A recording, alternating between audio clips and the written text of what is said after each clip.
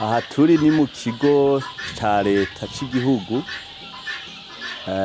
tucita mu kinofunofu ngo ni centre avicole, mu Kirundi ni ahantu tugwiriza inkoko, tukaziha abenegihugu na cane cane abo mu makoperative. Ushaka kworora inkoko, ibintu nyamukuru utegerezwa kwitwararika, hariho inyubako rero utegerezwa kuyubaka ku buryo umuyaga utaba mwinshi, ku buryo imvura iguye amazi adatemba kugira yinjire mw'iyo nyubako y'inkoko, kubera inkoko ntizibonana n'ahantu hakanye. Kigira kabiri nuko utegerezwa kuraba yuko ivyo uzigaburira bimeze neza. Ikindi uragerageza kwitwararika amagara yazo kuko nazo ziragwara. Inkoko rero barazikingira, hariho incanco. Ikindi ni ukuzirinda urwamo. Mwabonye harya mwaciye ko hariho ahantu twagenda turahonyora kugira ngo twidezinfecte, ni ukuvuga turwanye imicafu yo biri mu birenge. Ivyo rero iyo umujene canke umworozi wese agomba korora inkoko avyubahirije, araheza akunguka, inkoko ziwe zigakura zifise amagara meza. Ico ntokwibagira nuko inkoko baziha amazi meza. Turakunda kubacira umugani tuti amazi utanwa ntuyaha inkoko, kuko uzihaye amazi mabi kenshi harandurukamwo ibintu vy'ingwara.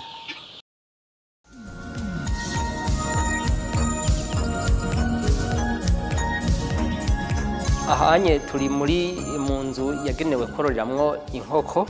Inzu yagenewe kororeramwo inkoko rero hariho ibintu isabwa kugira ngo ubuzima bw'inkoko bube bumeze neza. Icambere naho yubatse, ni ukuvuga urashobora guhitamwo ahantu ushobora kubaka, sahari hose ubwirizwa kubaka. Icambere no kubaka mu kibanza kiba gitekanye, ikibanza kitabamwo urwamo, ikibanza kitari hafi y'ibarabara cane gose. Hama ikindi naco ukaraba ikibanza inkoko nyene, kuko ibitungwa byose iyo vyaje biva mu ishamba, no kuraba ko ico kibanza kiba kiri ahantu umuntu inkoko yo nyene ihari yisanga nkuko yo biri muri hajya ahantu yajituruka. Ico no kwita mu Gifaransa milieu naturel. Icambere nuko inkoko idakunda umuyaga mwinshi, no kuvuga ujya muyaga uhuhuta cyane. Ivyo rero tuca tubirabira nko ngaha ku mpome, kubera izi mpome nizo ziza gukingira cyane cyane umuyaga inkoko. Iyo tuvuze umuyaga, nujya muyaga uza ukagurura na moya yayo.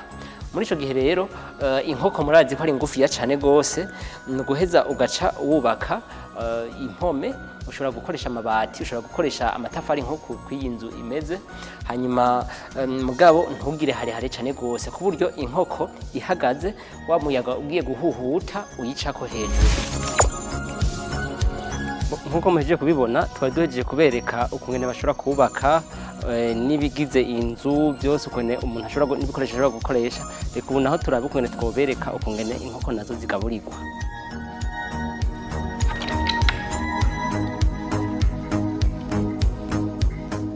Umunsi wa mbere umuswi ubonetse, icambere umuntu acakora n'igiki, ni nka kurya aba umuntu iyo agomba kuvyara yitegurira umwana.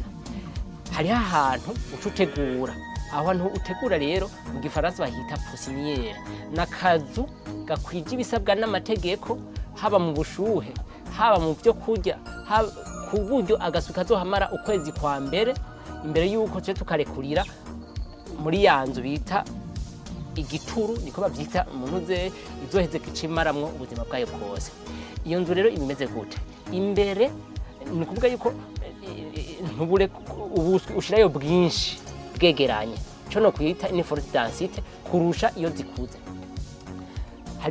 Hariho aborora inkoko zizotanga inyama, hakaba n'abandi borora inkoko z'amagi. Ubwiriza gutegura ku buryo ubuswi ku munsi wa mbere uzoba 50 ku metero kwadrato. Aho hantu rero ubwiza gushusha ku buryo ku munsi wa mbere ubushuhe buhakwa kungana na bwa bundi aho kari gasanzwe kari mu mubi ya nyina cyangwa muri ya mashini. Ahanini kenshi ukunda gusanga ari amadogre 37.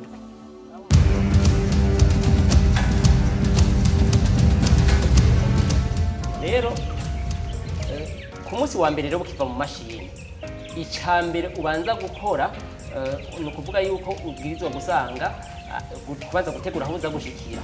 Ntuhategura bumaze gushika, ahubwo uhategura imbere butarashika. Ni ukuvuga yuko n'imiburiburi ubu bushuhe buza kuba buhari, haza kuba hashushe nk'iminota 30 imbere yuko ubuswi buza gushika.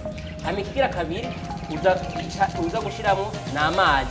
Ibyo kurya ntubura bishiramo, kuvuga ibyo kurya uza kubishiramwo bumaze amasaha n'imiburiburi 4 buriko buranywa amazi. Ico ukora uzana ibyo kurya ntubishira muri mpya ziriramo, ubishira hasi kugira ngo niho busanga bigorohera kuza gufungura.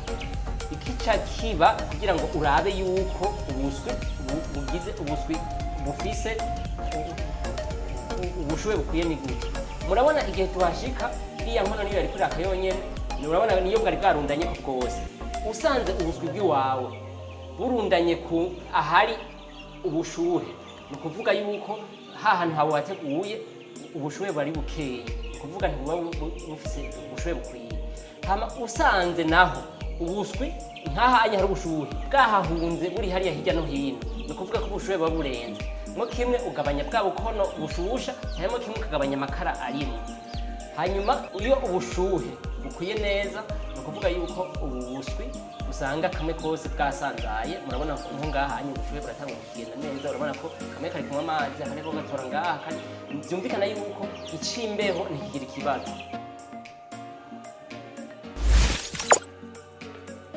Inkoko ziwacu n'iz'inyama uko bigenda kuva izikiri buswi, iz'inyama zikeneye ko zironka indya ziratandukanye koze n'izitamagi. Uko iz'inyama umuntu abakeneye uko ziduga n'ingoga zigashobora kuronka, umuntu akashobora kuronka inyama kandi mu kirengo gitoyi. Bivanye rero n'igihe ziba ziriko ibyo zifungura biratandukanye, kuko kuva kundwi ya mbere kugenda ku ya kabiri aho hose umuntu agenda arongerako gushika kundwi ya gatandatu no kurenga. Nk'ubu nka twebwe iyi koperative yacu ku nkoko dufise twararengeje kundwi ya gatandatu. Ni ukuvuga yuko inkoko imwe ubugeze ku magarama 186 ku munsi. Ayo magarama 186 tuca tuyagabura mu mice ibiri.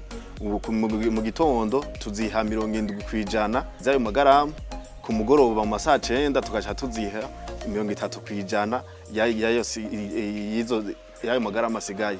Nk'ubu twe dufise inkoko 300 kwayo magarama 186 ku munsi. Zose hamwe turabona ko zishobora kurya ibiro 55 ku munsi. Ivyo rero 55 shadufata 70% acaba ibiro 38 ni 38 n'igice tukazibiha saa 2.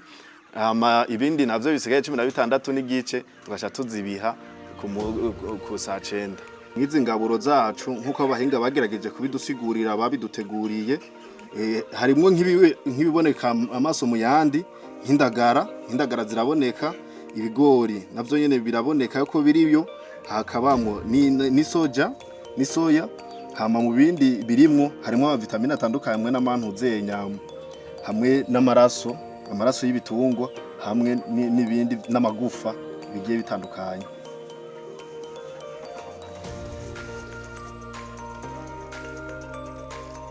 Mu gitondo twe turazinduka tukoza ivyo zinuramwo amazi, mu gifaransa bita amabevoir.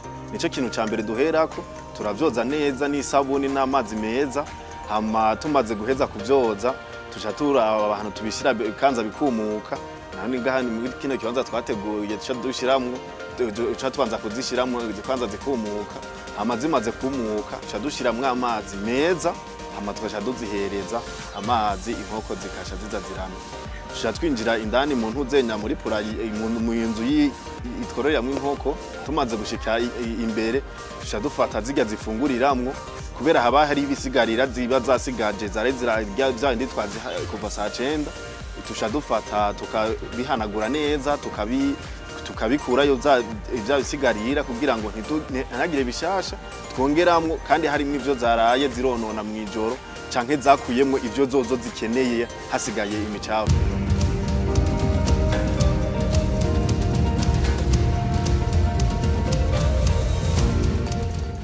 Ubwa mbere twahejeje kubaka twagira ibishoboka ivyankenerwa vyose, dutegerezwa kuhapompa dukoresheje imiti yica imigera ishoboka, ama antivirale canke antibacteriel canke antiparasite ashoboka kugira twice iyo migera yose ishoboka.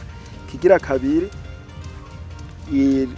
mu bworozi bw'inkoko dutegerezwa kuhasasa, ivyo twasasa turagerageza kubishiramwo imiti yica iyo migera. Kandi ikindi gira gatatu, twamaze kuhategura turategekanya uruzitiro clôture, uruzitiro ruzibira imigera cyane bashaka kwinjira bose bazanye imigera muri pula yacu.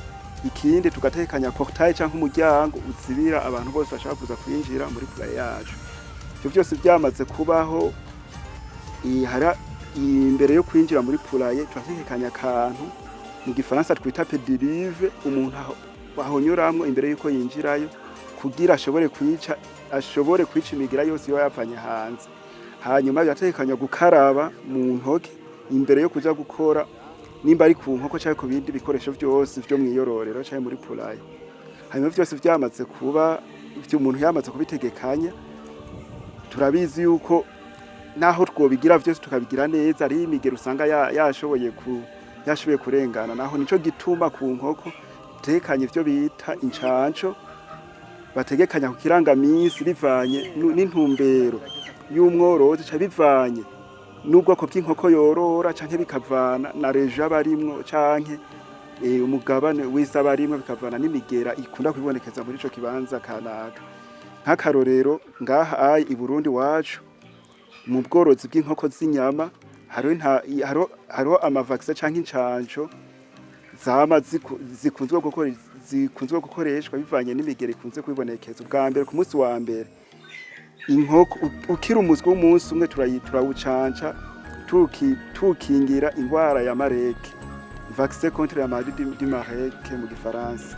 Hanyuma mu ndwi ya mbere gushika nko imbere y'umunsi ugira ndwi turayicanca tuyikingira indwara y'agahweka niyo guhirira bita ariyo agahweka bita maladie du Newcastle, guhirira nayo bita bronchite infectieuse. Kuva ku munsi ugira imbere y'umunsi ugira ndwi teza kuyivaccina contre la maladie du Newcastle et bronchite infectieuse ayo bita agahweka hamwe no guhirira. Ubworozi bw'inkoko burunguka cyane ni mu gihe wabikoze neza kumwe nabivuga.